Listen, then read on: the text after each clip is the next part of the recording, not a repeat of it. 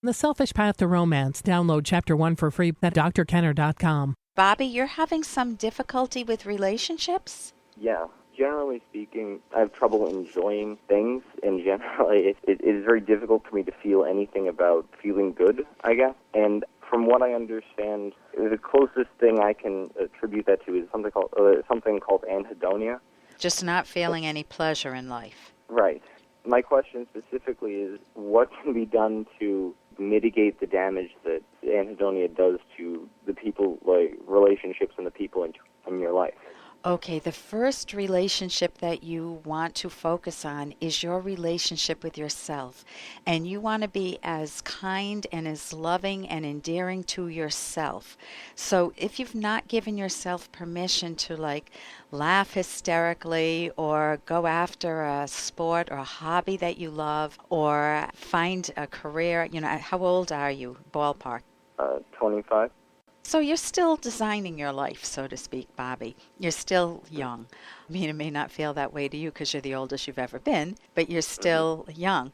You want to understand first of all, you want to be kind to yourself and you want to give yourself permission to embrace values. When I say values, I don't mean faith, hope, and charity. What I mean are loving your life, the goodies in life, like the values in my life are ballroom dancing. They're doing something silly with my husband or having a good night with friends.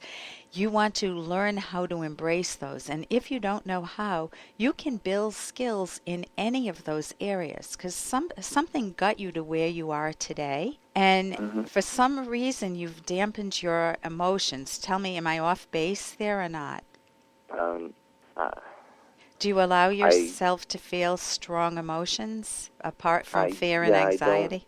I don't really. I mean, I feel like in general, I distance myself from it, but I don't know how to get it back. Okay, so really if you could give that distance a voice, what guidance is that distance telling you? I'm not, I guess I'm not worth being happy. Good that you found that out because most people feel that way on some level. Even people who put that smile on their face and they look like they're the life of the party. Deep down, many people have mixed feelings about themselves, that they're not worth anything. And how tragic is that? You're 25 years old. Would you ever want one of your kids to feel that way about themselves? You never would want that. And so you have the opportunity, if you have the courage to give this to yourself, to when you get that feeling of feeling like you're not worth it, to start to figure out one task would be where that comes from. That might be a task if you're comfortable or interested in some counseling, you could get that. The other is, what do you genuinely like or love in your life or have liked or loved that you're putting a barrier between you and that wonderful goodie? What is it? Is it a hobby? Is it a career? Are you in a career right now?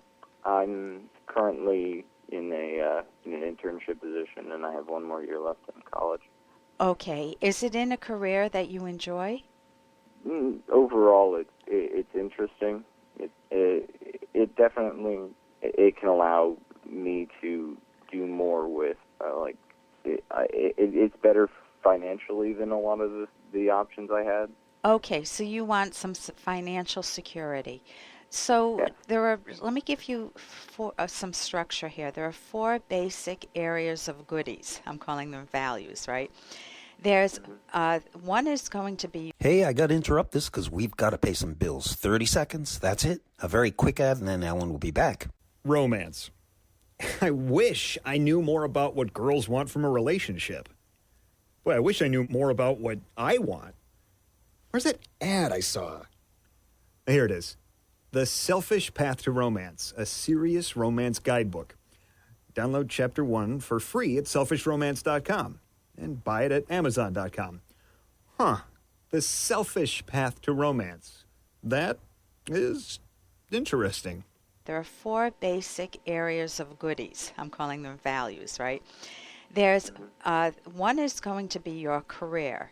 You already are on a path. You can always look at it. My son was on a path for management engineering, and guess what he ended up being after he got his degree? You won't guess, so I'll just tell you. A Oh. ballroom dancer, and he loves it. Huh. So you never know what direction your career will take you in. But the fact is, he loves it, and that to me was the most important factor. So one area of values is your career. Another is going to be a romantic relationship. Do you have anyone you're interested in? Well, I've been in a long-term relationship for a while, but it's been very difficult to connect with my partner Okay. because when you're close with someone, when somebody gets close to you and they expect a certain reaction from being with you and having a time, he's having a good time and I'm not able to. Right, so you feel like a stick in the mud. My father must have felt that way with me when he took me to baseball games and I couldn't stand them. So I was a stick in the mud. So you want to find your own values, and I'm going to recommend the book that I wrote with Dr. Ed Locke. So I'm going to change the title a little, The Self-Valuing Path to Romance. We got very courageous and we titled it The Selfish Path to Romance. And we don't mean the mean, rotten way to romance. We mean the self-nurturing, self-esteem path to romance, where you both value yourselves and neither of you lose yourselves in the relationship. So that's the second area of values. I'm still going over the 4 areas of values. Then friends in general. You can take a look at that and see if you've got 1 or 2 friends. You don't need a whole gaggle or whatever of friends. You just need 1 or 2 good friends. And you can have more friends, but usually we don't have, in our intimate circle, we don't have 500 friends. Right. And so those are 3 of the areas. You've got romance, family, friends, and the last one is hobbies. And like you can make ballroom dance a hobby. So you want to have something that contrasts with work so it gives you a mental breather and yet you still feel productive. Maybe your hobby's reading a book. You choose your own hobbies. What I would encourage you is really to focus on nurturing yourself and valuing yourself. And I think if you read our book, it gives a lot of guidance on how to make yourself lovable, how to have a good relationship, and how to make it last over the years. But the core point is how to value yourself. So I want to thank you so much for your call, Bobby, and I want to wish you the best. And someday you can say, I don't have anhedonia anymore. I've loosened up a bit, and I'm enjoying my life. Yeah, that'd be good. And here's a little more from Dr. Kenner.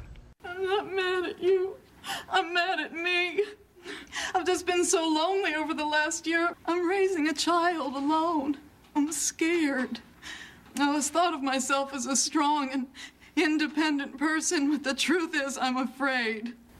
And that's from Fraser. And if you've been in that situation or a similar type of situation, what do you do? Or what advice would you give her if you have survived that type of a situation? The first thing that comes to my mind is that she has a lot of courage to let herself share that she's afraid. Rather than burying it, she's bringing it out in the open and she's facing her fear and she's naming what it is. She's saying, I'm afraid to raise a child alone. So the first thing is face the fear, name it to yourself, and then get specific. What in particular is she afraid of? Is she afraid that she'll make the same mistakes her parents made? If it's a toddler or a school-aged child, what are her specific fears? Because when she can get specific, then she can look at them carefully and analyze them.